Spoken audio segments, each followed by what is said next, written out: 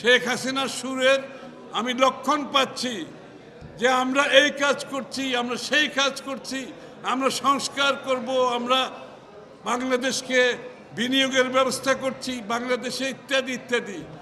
এই সমস্ত গল্প শুনেছি শেখ হাসিনার কাছ থেকে। আমি উন্নয়ন করছি তো বাংলাদেশে, আপনাদের ভোটের দরকার কি, নির্বাচনের দরকার কি?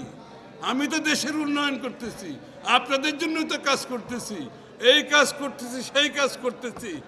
এই সব বলে বাংলাদেশের মানুষের সব অধিকার শেখ হাসিনা কেড়ে নিয়েছিল, ভোটাধিকার সহ কেড়ে নিয়েছিল।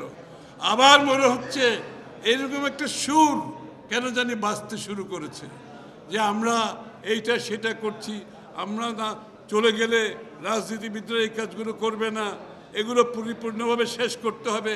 সরি, এটা আপনাদের দায়িত্ব না, এটা দায়িত্ব আগামী দিনের বাংলাদেশ এর মানুষ যাদেরকে নির্বাচিত করে সংসদে পাঠাবে, এটা তাদের দায়িত্ব। এই মেসেজটা পরিষ্কারভাবে বুঝে নেওয়া দরকার।